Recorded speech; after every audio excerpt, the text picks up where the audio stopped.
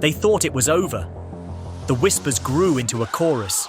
He's too flashy, they said, too in love with his own spotlight, and sooner or later, that light would burn him out. They claimed his health was slipping away, that his coaching days were numbered, and that the empire he was building would crumble the moment he wasn't there to hold it up. But they forgot something critical. They forgot who they were talking about. This isn't just any coach. This is Deion Sanders. This is Coach Prime. And when the noise reached its peak, when the rumors filled every corner of the sports world, Prime didn't rush to hold a press conference or post some frantic statement. No, he let the silence breathe, because Deion has always understood something the critics never will. Presence speaks louder than panic. Then, one quiet day, a single video appeared online. Deion Sanders at home in Texas, strolling side by side with none other than rap legend Lil Wayne. No media crew, no damage control narrative, just two giants of their crafts walking under the Texas sun. No hospital room backdrop, no wires, no drama, just life, loyalty, and friendship. Prime didn't owe the world an explanation for his absence, but in that short clip, without saying a word, he gave one anyway. That limp you see, that's just a battle scar. That grin, that's the smile of a man who knows exactly who he is. A man who has spent his whole life proving doubters wrong. And while the vultures in the sports media world had been sharpening their knives, eager to declare him finished, Prime's walk down that Texas road was a message. You can't cancel resilience, and you cannot bury a man whose purpose is bigger than pain. The truth is, you can doubt his body, but you will never doubt his spirit. And what's coming in Boulder this season? Make no mistake, it's personal. For a while, he vanished from the daily headlines. Deion Sanders, the most talked about coach in college football, suddenly wasn't at practice. The media saw an opening, a few missed appearances, a little silence, and suddenly the talking heads were spinning disaster scenarios. "Where's Prime?" they asked. "Is something wrong?" Rumors swirled like wildfire. Would he coach again? Had his health taken a turn for the worst? USA Today and ESPN eventually confirmed what many feared. Prime was back in Texas, battling a serious undisclosed illness. Whispers spread that it might be blood clots, a condition he's fought before. Others speculated it was something even more severe. Reports emerged that he had lost 14 pounds and wasn't attending Colorado's summer camp. A critical period for any program, but especially for one still rebuilding. The vultures circled closer. But if you looked closely, you'd see another truth. The coverage itself revealed a double standard. Would a white coach in this situation have been met with such hysteria? When Lincoln Riley missed time for personal reasons, the media gave him space, offered well wishes, and patiently awaited his return. But when Deion Sanders steps away, the tone shifts. Suddenly, it's open season. They didn't ask about his health with genuine concern. They asked because they were waiting for a collapse. For too many, Prime isn't a leader navigating illness. He's a headline waiting to be written, a larger-than-life target. And why?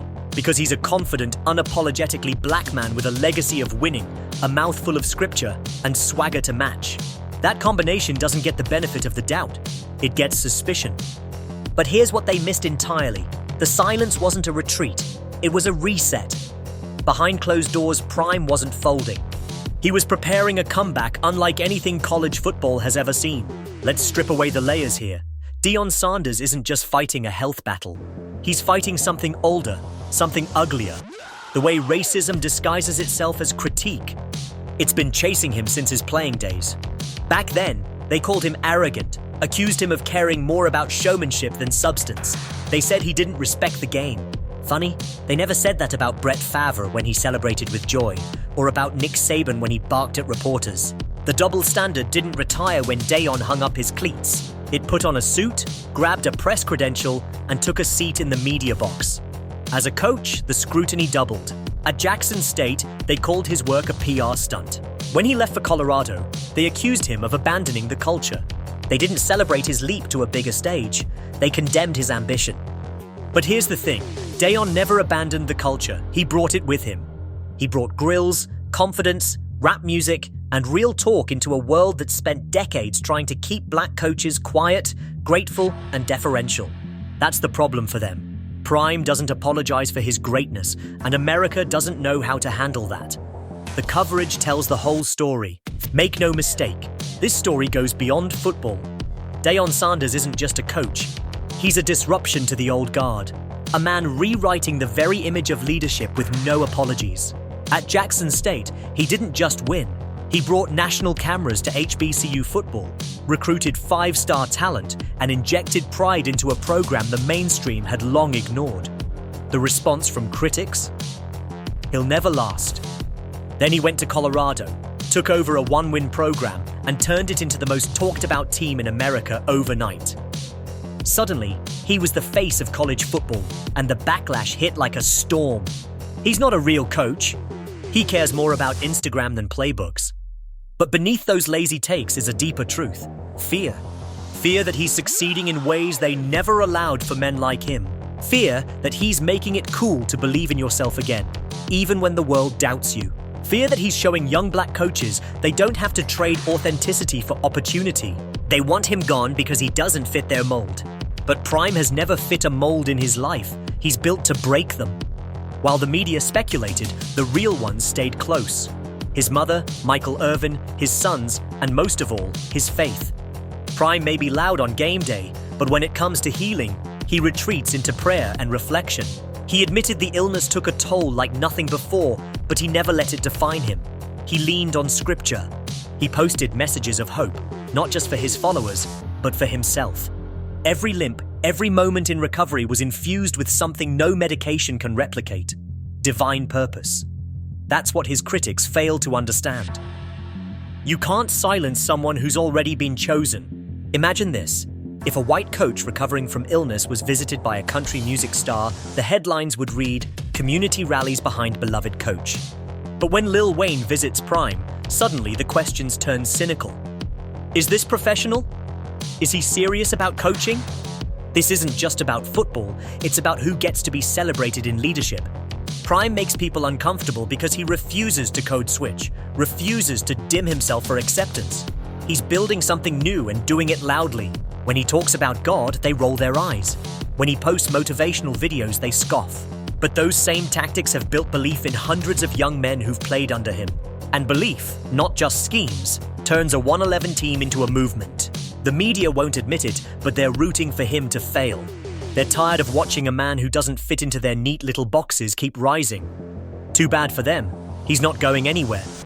Let's set the record straight. Coach Prime didn't just bring attention to Colorado football. He brought relevance, identity, and soul.